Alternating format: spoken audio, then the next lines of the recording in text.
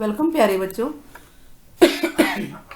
तो चलिए स्टार्ट करते हैं आज की वर्कशीट नंबर 17 क्लास 8 के लिए है, इंग्लिश की है बेटे। पोएम है आज की वर्कशीट में, डेट 23 नवंबर 2020। द पोएम है the last bargain. The last bargain, bargain means क्या होता है बेटा? सौदा, आखिरी सौदा। आखिरी सौदा क्या था चलिए देखते हैं। Come and hire me, I cried while in the morning. सुबह सुबह मैं कौन है यहाँ पे? पोएट के लिए कहा गया है, पोएट के लिए कहा गया है।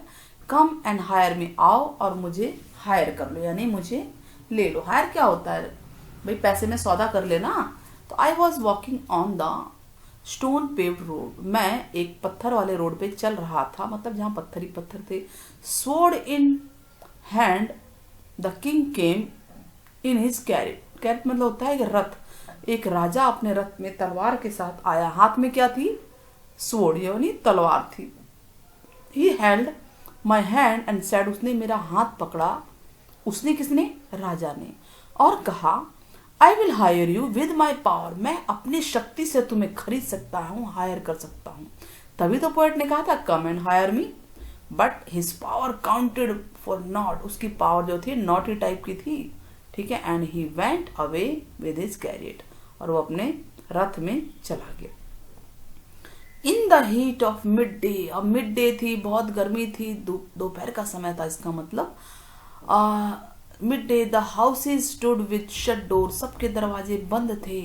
आई wandered along the crooked lane, और क्रुक मतलब कि क्रैक की भी होता है ना, गर्मी में जो फट जाते हैं गलियों में, जो जमीन फट गई, क्रूड लेन है, और मैं उस पे चल रहा था। An old man came out, एक बूढ़ा आदमी आया। देखिए यहाँ पर पत्थर वाले रोड पे चल रहा है ये, यहाँ पे एक राजा आया था, अब एक बूढ़ा आदमी आया है। With his bag of gold, उसके बैग में बहुत सारा सोना था, सोना गोल्ड था। ही पॉन्डर्ड एंड सैड, वो रुका, सोचा, ठीक है।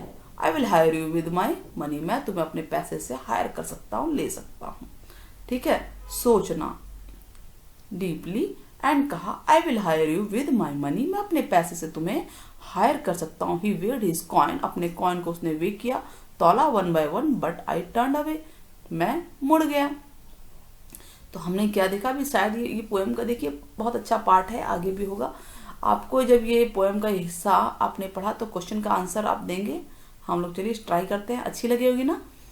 द किंग स्वॉर्ड सजेस्ट, उसकी तलवार क्या सजेस्ट कर रही थी? स्वॉर्ड मीन्स तलवार, देखिए उसकी तलवार उसकी पावर को सजेस्ट कर रही थी, तो यहाँ आएगा power. The speaker did not accept king's offer because he wanted freedom, क्योंकि उसके तो आजादी चाहिए थी ना, इसलिए वो वहां से चला गया। Now what do you understand by the word not? Not means क्या?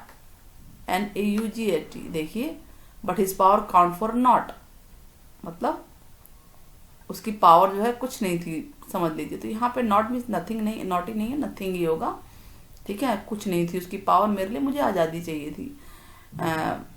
तो why were the houses shut, ये बताइए कि घर क्यों बंद हुए थे? तो हमने यहाँ पढ़ा था कि गर्मी थी, मिड डे था, इसलिए दरवाजे बंद थे घरों के, बहुत ज़्यादा गर्मी थी बाहर। तो because it was very cold या इट वॉज वेरी हॉट? तो हम जानेंगे कि it was very hot outside, इसलिए दरवाजे बंद थे। Which word in the poem means thought deeply? Wonder तो होता है यहाँ वहां घूमना, डीपली सोचना, यानी कि पॉन्डर्ड।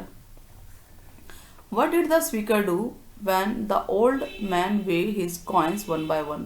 जब वो अपने कॉइन्स को तौल रहा था, मतलब है ना, तो एक एक करके, तो या गिनना बोल लो, तो स्पीकर ने क्या किया? वो हायर हो गया या चला गया? वो टर्न अवे हो गया, मुड़ गया था, है ना, हमने ये पढ़ा था, वो मुड़ चुका था, ही टर्न अवे, ठीक है। तो इस तरह से हमारे क्वेश्चन के आंसर हो जाते हैं। होप आपको समझ में आई होगी और बहुत अच्छी भी लगी होगी ये पोएम। तो सब्सक्राइब करना ना भूलें, और पोएम का नाम बताइएगा, इस पोएम का क्या नाम है। Take care, bye bye, share and subscribe जरूर।